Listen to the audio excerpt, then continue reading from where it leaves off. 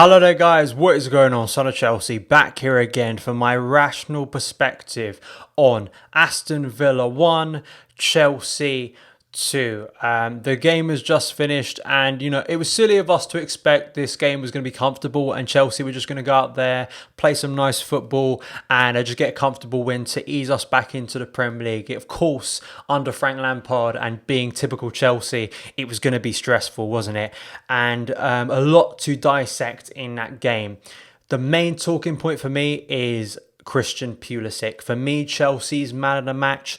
Once again, like he did in the autumn when he was absolutely brilliant, very similar to the way he impacted and changed games for Chelsea positively back then.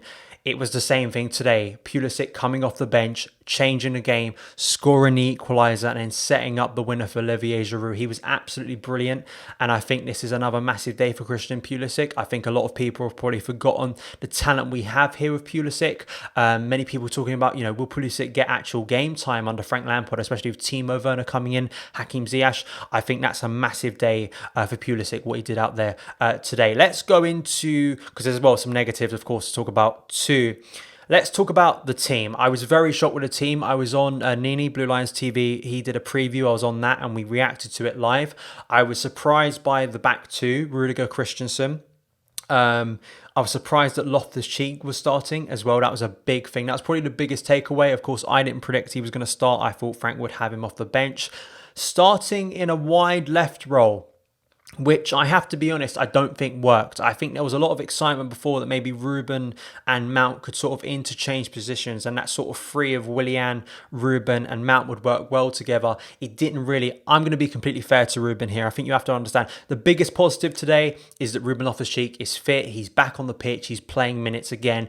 And really it's unfair because it's not his main position. His main position is maybe for me left central midfield like he was under Sarri, just central midfield.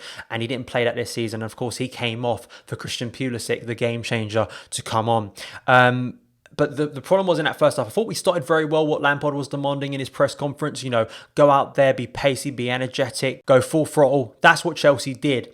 The problem was it was very symbolic of a lot of Chelsea's defeats this season to the likes of West Ham, Bournemouth, Southampton. I've probably missed one out there of Chelsea having nearly all of the ball, 70-something possession, not really creating any clear-cut chances and then being done on the break. The only difference was this time it happened before half-time rather than deep in the second half, which has happened to Chelsea a number of times.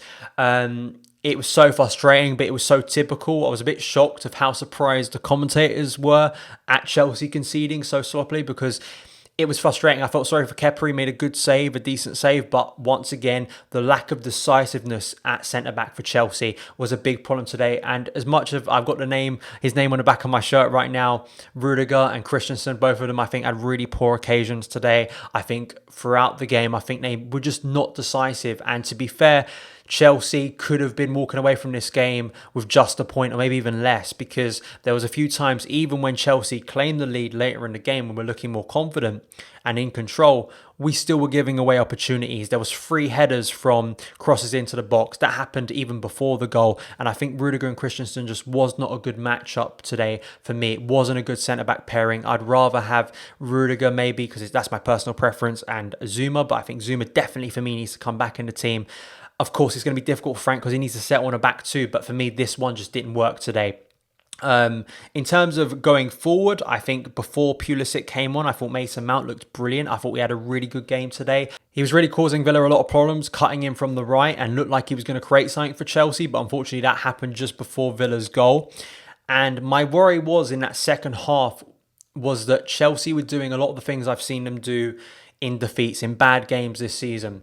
We look good at the start, but can't break down a team, and then we go behind. Then our play as the game moves on gets worse and worse. It deteriorates. Our passing becomes sloppy. We lack movement. And until Christian Pulisic came on, it wasn't looking really good for Chelsea, was it? We looked very passive with the ball, which was really frustrating. But then I've got to talk about Christian Pulisic because he changed the game. He really did. And he added something that Chelsea just didn't have. I've got to give major props to Dave for putting in a brilliant cross. That was one of my concerns today was Dave's crossing. But finally, he got one right. brilliant cross into the box, looping, gave the keeper no chance really to come out and commit.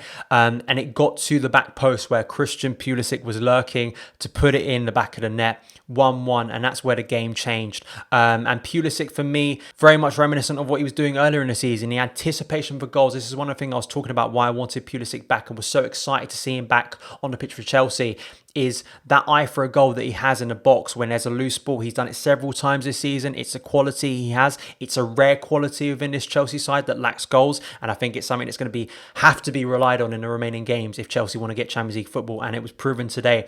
And then we scored the second. Olivier Giroud, sure it was a deflection, but I thought the build up to it was lovely. It was the sort of thing Chelsea hadn't been doing. Nice, quick, incisive, cutting football. Mason Mount involved and Christian Pulisic involved as well. And then Olivier Giroud basically had all the time in the world. Sure, got a deflection, but great to see Giroud score as well, get the start, get the nod over Tammy Abraham. I thought Giroud's hold-up play in the first half was very good. I think the problem was in the first half where it was a little bit static and you didn't have a player like Pulisic sort of pulling players apart and creating more space and really running at players in the box. I think there was a tendency for Giroud to get very isolated up there as well. But it was great to see him score. Really keeps a good form going from 3 months ago, because of course he scored against Everton. So to score again here is big for him. We held out, just some other things as well. I thought Kante played well. Great to see him back in the first team, playing a very deep role, but I think he done well. He was still able at points to get up the pitch, which was impressive to see. And it's going to be interesting now with Jorginho back from suspension, how Frank plays this, because I didn't think midfield did poorly. I thought Kovacic played well. And then, of course, he brought on Ross Barkley. Ross Barkley looked tidy, did what he needed to do at the time, and I think didn't play particularly poorly as well. I think it was just maybe centre-backs for me that was the biggest concern today for me, that was just so sloppy. And I think there was so many times where Chelsea could have conceded right up to the end. I think Jota had a chance, literally his first kick after coming off the bench. Christensen just not being decisive enough with the ball at his feet, just letting it roll under him, and it could have been 2-2, and that could have been very disappointing considering we come back and gone in front. But yeah, that's my feelings on the game. It's the first game back, so you have to understand there's going to be some rustiness. We didn't really know how it was going to play out. Villa had as well played one more game than us already, but I think there are positives in attacking sense. Once again, you've got players like Pulisic, you've got Tammy Abraham, who didn't play a lot today, you've got Mason Mount, you've got Olivier Giroud, who I thought played well as well.